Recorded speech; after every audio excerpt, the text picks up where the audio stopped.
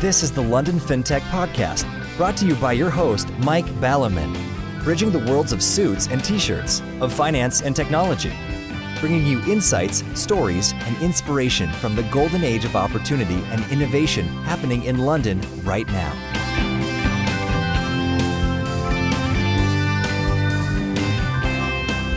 Hi, this is Mike Ballerman, and this is London Fintech Podcast, episode 126, brought to you in association with Smart Pension. And I'm delighted to be joined today by Max Rofagha, founder and CEO of Finimize, to discuss managing your dough, or as they put it more formally and more eloquently, financial empowerment through content and community. But sticking to dough, see what I did there, eh? As we heard a couple of years ago with Dan Kiernan in LFP126, in the UK, the powers that be decided that we all need more qualified financial advice. That sounds good, doesn't it? So, now it takes years to qualify to give people financial advice, and yes, the results are an unsurprising, significant increase in fees for advice from so-called IFAs, independent financial advisors, and thus a concomitant fall in the number of people taking advice. Cut to Homer Simpson slapping his forehead. But back in the real world, every single one of us has to manage finances, whether they're debts, cash flow, investments, pensions, all of which are complicated by tax. How on earth do we do this? Into this huge void stepped Finimize, who state, and I quote, "We live in an age where we can get all the information we want within a tap. Yet, when it comes to our finances, we remain stuck in an opaque world that few really understand. Finimize is a new beginning. We are building a suite of products that sets information free and puts valuable tools in the hands of the people, in a language we all understand." Well, the language we can all understand is clearly true, as they also state, the tools and information you need to be financially savvy in minutes, which seems like the language of hype to me. I'll quiz Max later as to whether this should be a matter of decades. Maybe I'm a slow learner, but I ain't learnt it all yet. Or maybe minutes is all it takes to translate the most important principle of all, which has been around from the Roman Empire and before, caveat emptor, let the buyer beware. Nevertheless, poking fun at the lingua americana of B2C marketing to one side, it's a super important area, and Finimize would appear to have been making fantastic progress, going from being a daily newsletter to 1,000 folks to these days a multi-platform app with a community of over 1/3 users. It includes daily news digests, packs and guides, and a community to compare and review investment providers. Max tells me they have, for example, a pack on ETFs, so maybe even I will finally get round to transferring my L&G index trackers into a more cost-effective structure. You never know. Plenty to talk about, so let's get on with the show.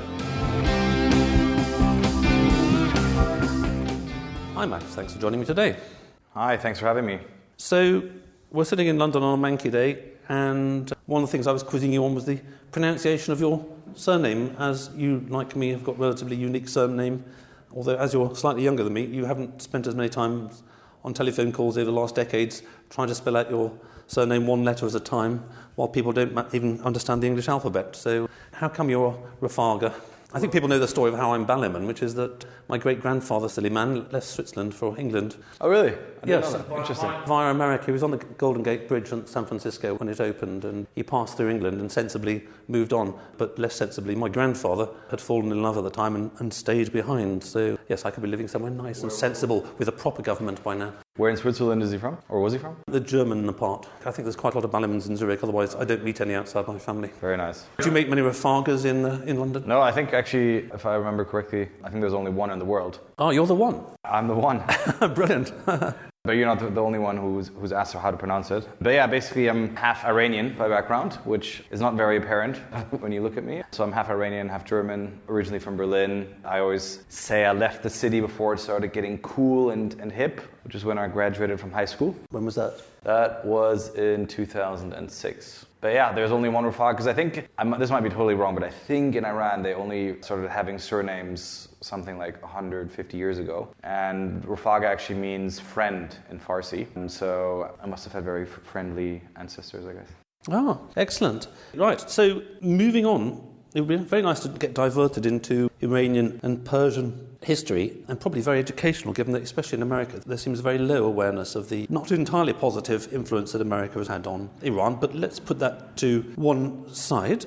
You left Berlin in 2006. I think I was in Berlin about 2006, or maybe it was a bit later. Of all things, I was in the eastern part of Berlin doing a Dzogchen seminar, which was a very weird experience. So what made you leave Berlin? Was it family moving? No, my family's still there actually, but I felt like I should move around a bit, explore the world. I decided to take on studies here in the UK. So I actually went to German-American school. So if you remember, back in the day, Berlin used to have different sectors. So I grew up in the American sector, which is why I have the very un-British accent, and basically ended up going to this school, which was half German and half from the US military and US embassy, which is where I learned English. And basically a lot of people went to the States to study, and the cheaper option was to go to the UK. So I studied economics and international relations here in the UK, and never went back to Berlin. Oh, interesting. Yes, well, as you say, it's very trendy these days, and lots of people go there for various businesses and that. And I'd mentioned to you, we won't get bogged down in this one, I'd mentioned to you that I was feeling sort of thoroughly depressed and lost the will to live this morning as a result of spending a couple of hours on Twitter following the politics in detail of what's happening in the UK, which is an utter disaster. Parliament has taken control somewhat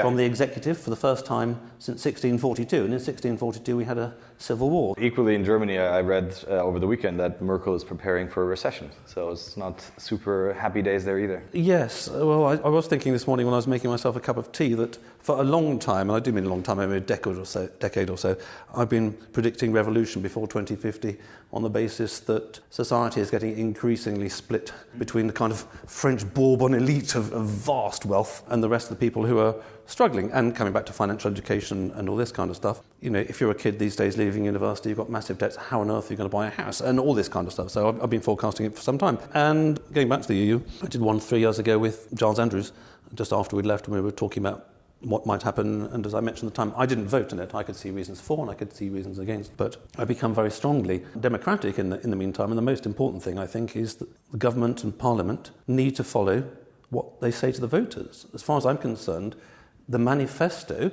should almost be legally enforceable on the main points. Mm-hmm. You know, how can you have a democracy? And being in Germany, I'm sure you were taught at school ad nauseum about what happens when you don't have a democracy, and how that's not entirely ideal, and also Iran's got some problems with that these days as well. How can we ever have a democracy? Forget whether we're in or out or minor details like that, if the Labour Party and the Conservatives can just rip up the manifesto.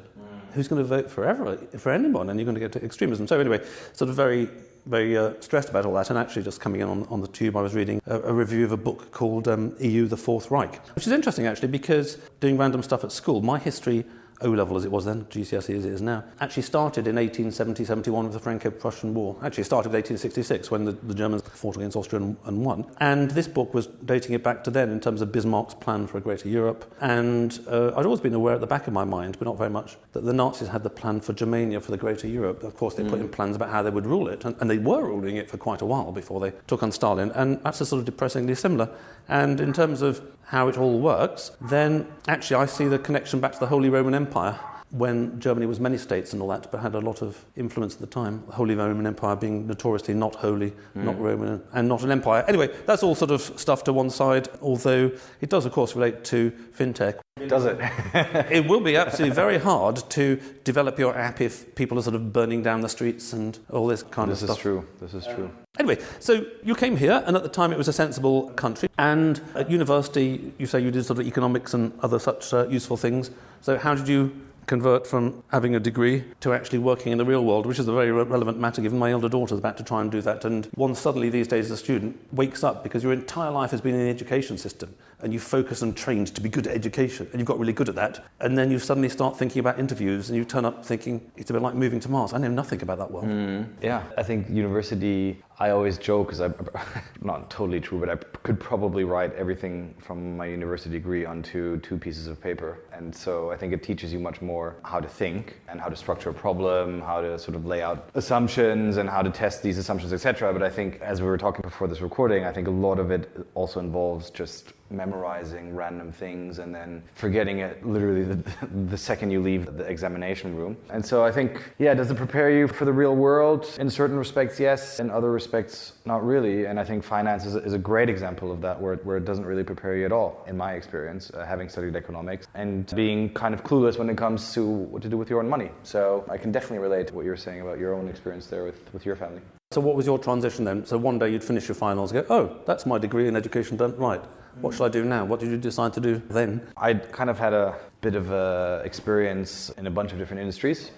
So while I was at university, all these big corporations come and pitch you, this is where you should be going afterwards. And so I played around in the consulting world a bit, I played around in the banking world a bit, and my very final year at university worked over the summer at eBay and rediscovered a passion for online products, which I had already during school. So I was one of the first kids at my school to have a website and programmed it myself. And then basically, as I always sort of like to joke, is I got distracted at university from this business world, but then my final year through eBay got reacquainted with the world of the internet and decided then after university I wanted to find a way how to merge the two. And I ended up working a year here in London at a consulting firm specialized on the TMT markets, so technology, media, and telecommunications, which was a great first experience, and they, I think, did a pretty good job at teaching you how to work, coming back to this point of, hitting the real world. But at the same time, I somewhat cynically didn't enjoy moving around PowerPoint boxes on a screen for a living, and then decided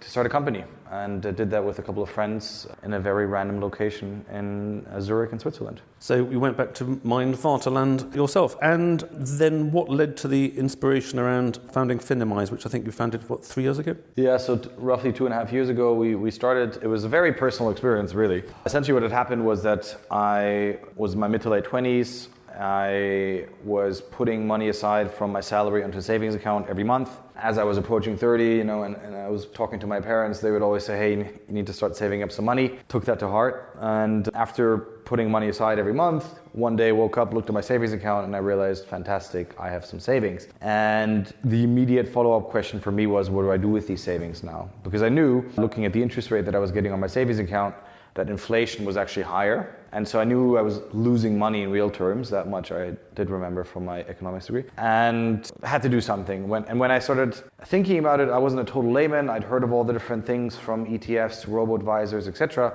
But I just didn't feel confident in taking that first step. So I started asking around. I started asking my friends, what do you guys do? And a lot of them were interestingly working in banks here in the city.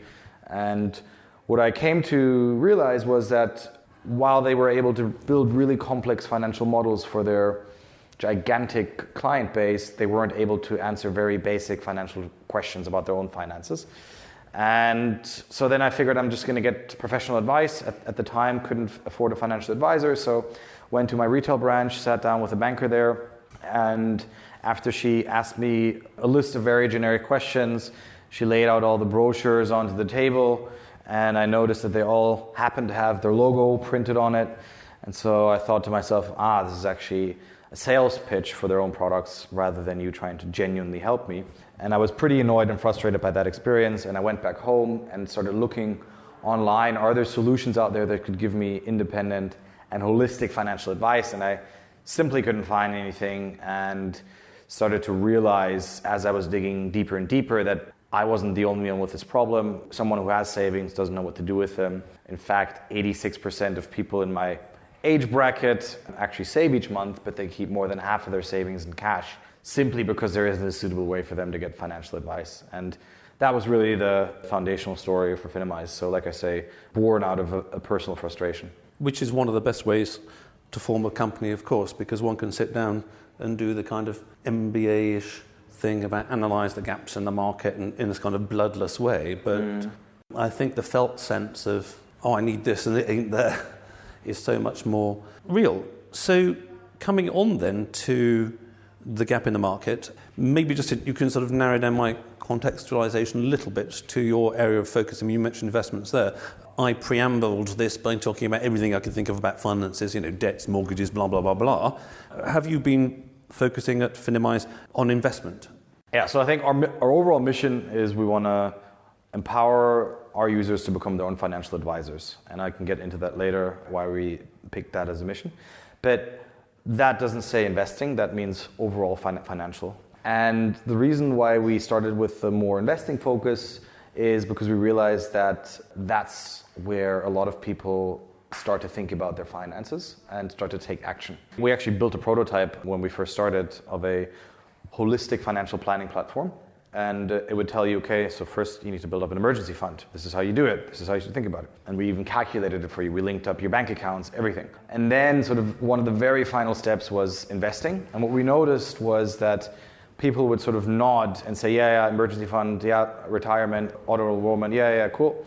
And then their eyes would light up when they came to the investing part, and that's what really excited them. And so we figured, okay, so we could either now really force people to do something that they really don't have any interest in doing, or we could grab their attention with the things that they are inherently interested in, help them that way, because helping them is better than them doing nothing, and then slowly sort of expand on that and start to think, hey, you now read about the basics of investing into an index fund. We have your attention. Why don't we now start thinking about how to structure your emergency fund, right? And so you can kind of build it up that way rather than starting with the things that people aren't really inherently interested in, which I appreciate is slightly contrarian to what the standard industry will say. No, not at all. And hearing you talk about that, I mean, I mentioned Dan Kiernan's good episode on the problems with IFAs, but I was thinking much further back to an early episode with John Kay, long-time professor and founder of the IFS and a whole bunch of other things like that. And he was talking about his latest book, which is Masters of the Universe or Servants of the People. And clearly a lot of FS has gone in the direction of them being masters of the universe and paying themselves a fortune. And when they go bust, society bails them out and they pay themselves the bonuses on that. Whereas we need to have servants of the people, which is, I think, where on a good day a lot of fintechs are coming from. Let's mix two things. Dan was quite rightly explaining the long training it takes to become an IFA, the rigour with the questions and how you need an audit trail for the regulator and all that kind of bureaucratic stuff and da-da-da-da-da. But the realpolitik of all that is, to cut long story short, they end up funneling you into pretty narrow bands, which is, oh, you've got long-term savings, that's equities. Or you might have short-term needs, that's cash. Yeah. And let's put a little bit of bonds in the middle. And certainly at the time, Dan was talking about the difficulty of getting IFAs because of the regulatory bureaucracy, the sort of Napoleonic tide, in a sense, of getting IFAs to even recommend P2Ps, for example. Now, a couple of years ago, P2Ps were returning, for the sake of argument, 5 times what you were getting on cash. So surely there's a place for that. So if you go to an IFA, because of the way they've been trained, because of going back to exams, they have to tick boxes and regurgitate the right answer as defined by the state or the powers that be. Actually, you go through this complicated process and you end up, it's a bit like a pachinko machine for those people that can visualize a Japanese pachinko machine. All these balls come in the top and you end up at sort of 2 or 3 pots at the bottom. So to your point, it occurs to me that, and John Kay was saying very much this, which is that forget AI or ML or complicated hypey stuff like that. Actually, you just need a very simple algorithm that you could have written 30 years ago. And I don't know what the answer is, but let's say that you're a kid, for the sake of argument. By a kid, I mean somebody leaving university or school. You want to build up a rainy day fund of, for the sake of argument, ideally, I don't know what the numbers are, but let's say at 1 year's income. Yeah. I think 3 to 6 is the standard. Okay, whatever. But anyway, there will be something. I don't know about this, but there'll be some guidance like that, which is that actually, people in the current workforce, they change jobs quite frequently. Companies blow up if you're starting with a new co. They might join a vast co and not like it. You need something, so it gives you several months to find another job. So, as you say, rainy day fund, and it will depend on your age. I mean, by the time you're married with kids, you need a bit more than 3 to 6 months because when your children starve, it's a bit disappointing, really. Yes. So that's parameterized by age and phase of life. And then you've got money that you're going to stick away for a long time, which you probably advise to put a lot of that into indexed ETFs or something like that, because over 10, 20 years you'll save on the fees, yada, yada, yada.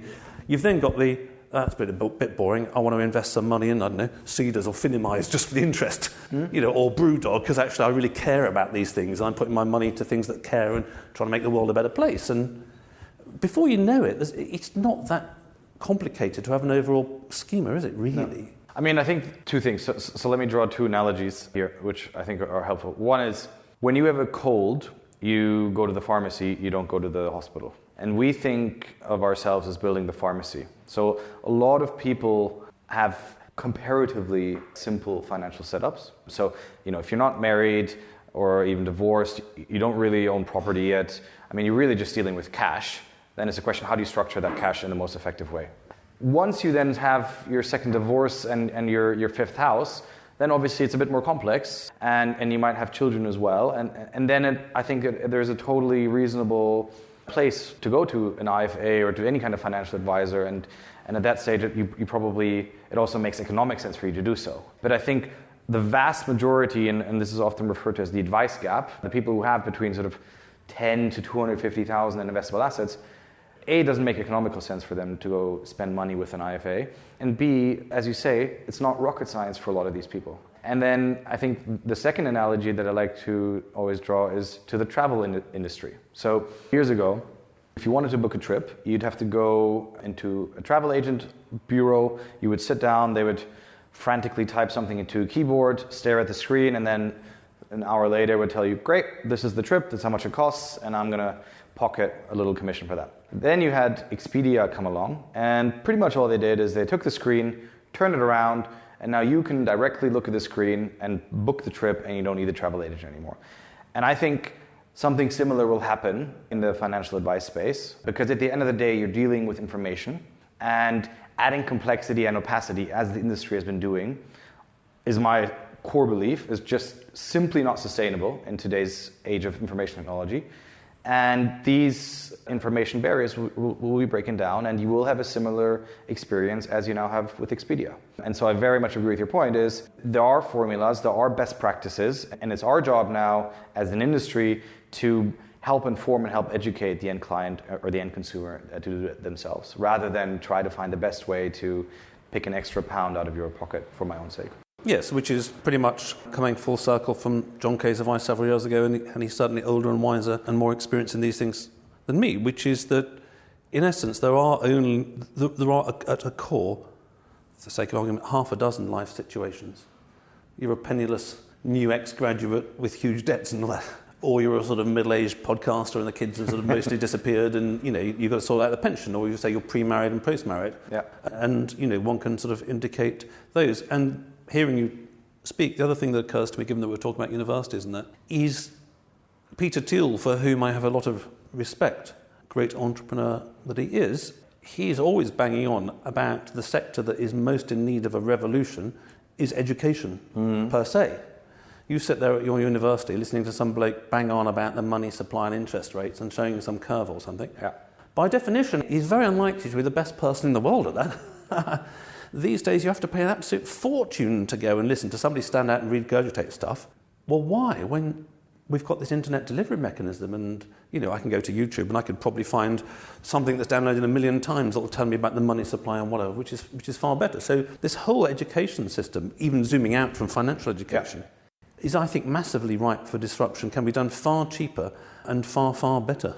Yeah, I agree. And I think it also plays into the labor market. Do you still need that certificate from a university saying that you listen to somebody regurgitate material for 3 to 4 years, or do you can you go online and prove your knowledge yourself? So I think raises a million questions that we could probably delve into for hours, but I think that's something that's going to happen. And you're starting to see it with the likes of Udemy and Coursera, and there's a million of these platforms out there that are producing high quality educational content that really democratizes this whole industry. The best example most recently was in the US, where a bunch of celebrities and rich people basically bought their children into Ivy League schools, which perhaps should have gone to somebody who didn't have a parent to buy you into the school, just purely based on merit. So industries where corruption like that happens and where there's intransparency are just totally ripe for someone coming in and disrupting it, as you say. Yes, absolutely, which makes me then think of going back to Switzerland and the direct democracy. It's also, we've got a revolution coming in political technology, because there's no reason we can't, like the Swiss, with all our phones and that, have a referendum every day. But we'd, of course, have to get politicians that implement them, so we can have a referendum on, do you want Trident independent nuclear weapons? Yes, no. Do you want HS2, which for foreigners abroad, we're spending £100 billion, an infinite sum of money, just making a train that goes half an hour faster. It could be where there's a will, there's a way, although on the politics front, I think that's going to be some time. So, as you say, there's lots of information out there, with analogy with Coursera and all these kind of stuff.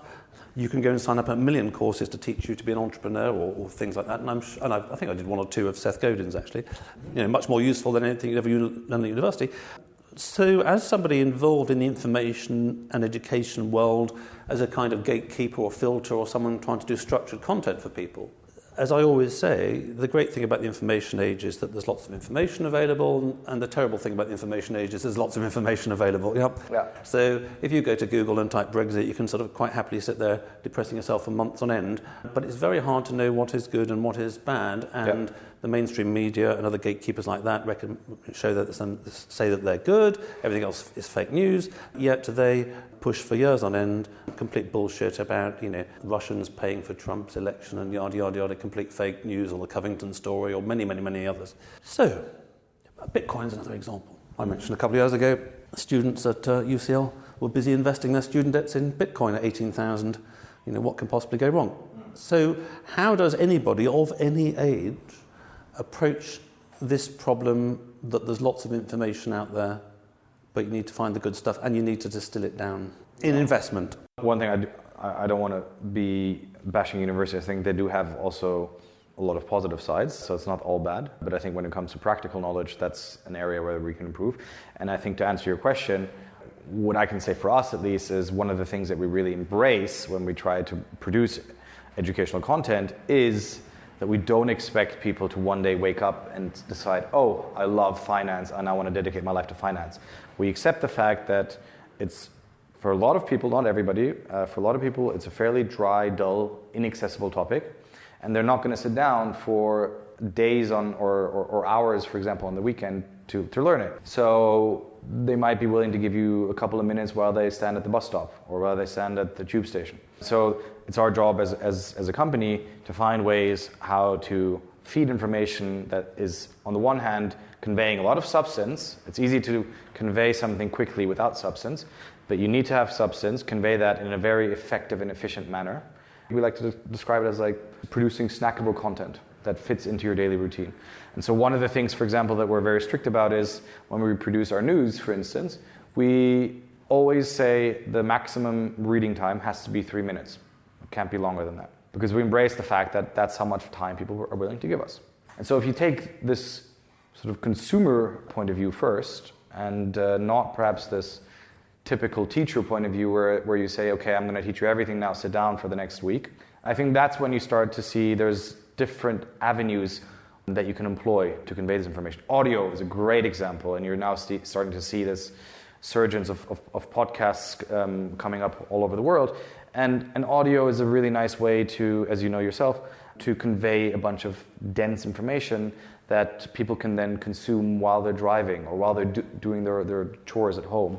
And just finding these like little pockets throughout the day where you can convey valuable information. I think that's where we see a lot of potential when it comes to financial education. Yes, I mean, I'm in danger of feeling a bit guilty at my sort of sarcastic intro saying that you can tell people things in minutes, but I don't think you actually said tell people in minutes. Maybe your marketing slogan meant that I could download your app in minutes or something like that. We don't say we'll give you all the know-how in the world in minutes. Oh, really? Exactly. That would be, I agree, false marketing. But what we do is we do every piece of information that we give you, we'll do within 2 to 3 minutes, and then we'll break it down into smaller sessions. You referenced a couple of great thinkers. I think another great thinker when it comes to teaching people through habits is a professor from Stanford called B.J. Fogg, who basically says, you need to break things down into the tiniest building block that you can in order to help people slowly get into something. And if you slowly every single day deal 2 minutes or 3 minutes with finance, that's over time that compounds, and then you'll be willing to also invest a little bit more time, and because you're then more knowledgeable, you're more interested, you want to delve deeper. So that's what we mean when it comes to the minutes, is sort of this minutes at a time. Chunking it up. Yes, that makes a lot of sense. I mean, I'm thinking of a line I often quote from the Hawke Lords. It's the age of the micro man who sees the detail and never the plan. And that's certainly a lot of education throughout the whole system is like that. You get told a bunch of details, but people actually get the big picture wildly wrong. I mean, all these idiots online who tweet, Churchill is a Nazi. No, he wasn't a Nazi. He was the one opposing them. So people can have the detail, but not the big picture. Tangentially, I remember many years ago, actually, a buddy of mine saying the trouble with all business books is he didn't have time to read them. And virtually every business book he'd ever read could be summarised on a sheet of A4. Yeah. And so in terms of starting with the big picture, you can start with these model portfolios. These are what typically a 35-year-old who's just got married and hasn't got any children afford, or a range of things they do, maybe this matches you, or going back to the ETFs, here's a chunk that you can read in a few minutes at the bus stop on ETFs. But then have the drill down. so much information is still presented in super long form with no précis or no way into it. So, give an example, the EU's The Fourth Reich book is 368 pages. Now, I'm kind of interested in this. I'd like to know the big picture, but I don't have the time to read 368 pages in this. I've got piles of books around at home I keep buying and never get around to reading them. So, going back to restructuring the print world, what I would kind of be very happy to pay, I'd be happy to pay 10% of the price of the book for a 10 or dozen page précis. I'd go, oh, that's enough, yeah. Because actually with something like that, you know what it's like, you read it and think, yeah, I think it's right, or no, I don't think it's right, no, I think they're making too much of it, or some of it's right and some of it's wrong. That's the big picture, that's what you end up coming away with. But you think, oh, I'm fascinated, well then you drill down into more information. Same thing with ETFs. My daughter might read ETFs and go, oh, it's not for me, I've got masses of debts, I'll come back in 10 years' time, fine. But someone else who's working at Deutsche Bank for 10 years or something goes, oh yeah, I'm just leaving my money lying around. I better read this, and I'm a FS person, I want to drill down more. So do you structure your information like that, which is that I can get ETFs in 2 minutes, or I can get ETFs in 22 minutes? Yeah, so we structure all of our content into 3 categories: beginner, intermediate, and pro. So beginner might be, hey, I just really want to understand the basics of investing in general, not specific to any investment vehicle or product, but just in general. And then you might have somebody who's on the pro side who wants to really get into, let's say, technical analysis, or somebody who wants to get into a bit more of a niche, saying, hey, I want to start investing into peer-to-peer or into luxury investing, whatever. Okay, so this is very interesting, and I quite like this sort of kicking it around, because I think we all sort of get more of a feel for the topic. A couple of areas we haven't touched on: crowdsourcing. You have this community of over 1/3 people. Going back to this book I was talking about this morning, I look at Amazon, I read the reviews, I think this guy's an idiot, I don't buy that review, or this person's sensible, I do that. So crowdsourcing can be good, and robo-advice, where I've always said, no, it's not robo and it's not advice. So briefly, those two then. I mean, one of the things that we realized is that there's a huge choice paralysis when people pick financial products, and we have access to this quite large, fairly sophisticated community, and so we found that a really interesting way to leverage the collective intelligence of this community is to ask them, which financial products have you used? Why did you pick one product over the other? What do you like about it? What do you not like about it? And would you recommend to a friend? So, for example, I've used Nutmeg, I've used Scalable. I go along and give one a rating of 1 out of 5, the other 5 out of 5, and I say it's good and bad and all that kind of stuff. And then so-called robo-advice. Well, I think it's a bit more of an observation, is that we see that people kind of graduate.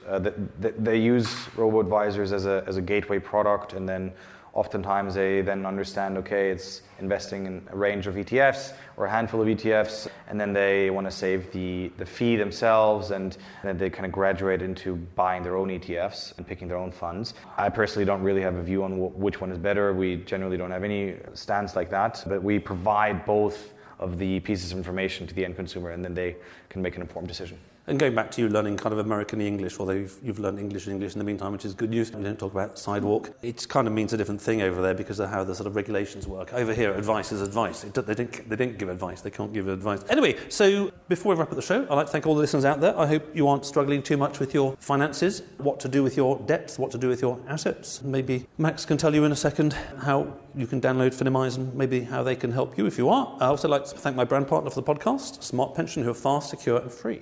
Check out their UK workplace pensions at autoenrollment.co.uk. So, Max, Finimize, just in passing, just before you tell all the listeners who should be checking you guys out, it's very kind of you to do all this. So is this sort of a charitable occupation? Or do actually people have to pay you, or do sort of VCs pay you to go and be a charity and save the world's financial education? We have a freemium model. So we structure our product into 3 different stages. So it's reflective of the journey that somebody undergoes when they make a financial decision. We start with raising financial awareness, which we do through our news product. That's totally free. It is also, sometimes we feature sponsored content. So we've worked, for example, with the Bank of England.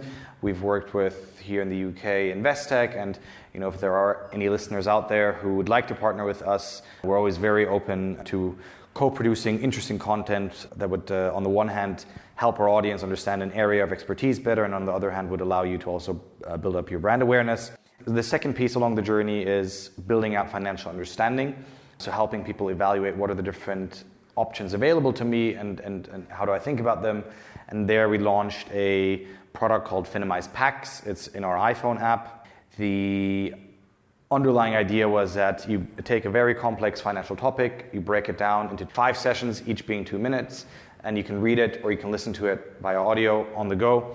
It's a subscription product. You can either pay a monthly or an annual subscription, and then you get access to now more than 25 packs, and we're releasing a new pack every week. All of our content is produced by industry experts who previously worked at Goldman Sachs, Bloomberg, Barclays, and a range of other established institutions. And then the final piece is obviously taking action. And so there, like I said, we really try to leverage the intelligence of our community, and that's, again, for free for users to access. One other thing that I would highlight is that obviously we're also interested in improving, as part of our overall mission, the financial well-being of end consumers, and are now also starting to look at employers and how they can help improve the well-being of their own employees. So if there are employers listening, employee benefit or HR people, that's also something that we could help you with to spread the subscription product amongst your employees to help increase their financial well-being. So you can sign up to our newsletter. It's totally for free. It's www.finimize.com. And you can download our app, currently in the iPhone App Store, soon to be also in the Android App Store. Again, Finimize in the iPhone App Store. We got featured by Apple twice, so it's not a shabby app at all, and worth checking out and downloading. And if you are a partner who would like to work with us, feel free to reach out at business@finimize.com, and we'd be happy to have a conversation with you. Excellent. Well, the time has shot by. It's a super important topic, as I say, for anybody. It doesn't matter. You can be infinitely wealthy and still need to understand finances and sort it out. And absolutely, this whole thing is ripe for revolution. And I wish you every success in doing that in the future, Max. And may Finimize make money out of it and may it benefit society as a whole, as it's got the opportunity to do. So thank you for that. Thank you. Thanks for having me. Thanks for listening. If you have consulting, advisory/non-exec or media needs in the FS or fintech space, get in touch with me at mike@londonfintechpodcast.com.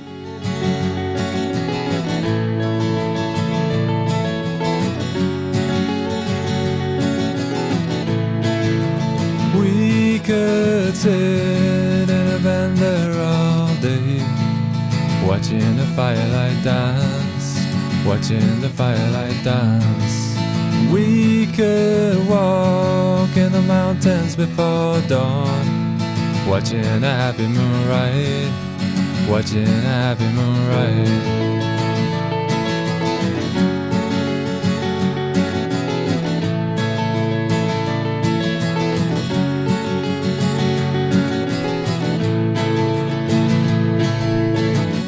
To come away from the city, with the tarmac so dead and the people so sad.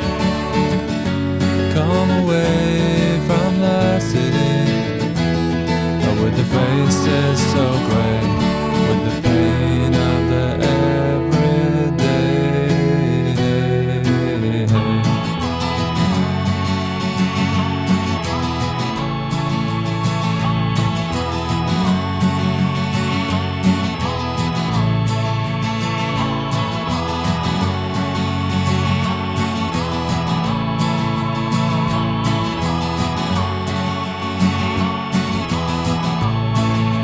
We are wild like the mountains and the trees. Can you see what I mean? Can you see what I mean? We fit in between the earth and the sky. Kiss the city goodbye, wave the city goodbye, wave the city goodbye. The city goodbye. Watch the firelight dance with me. Watch the firelight dance with me. Watch the firelight dance with me. Watch the firelight dance with me. Watch the firelight dance with me. Watch the firelight dance with me. Watch the firelight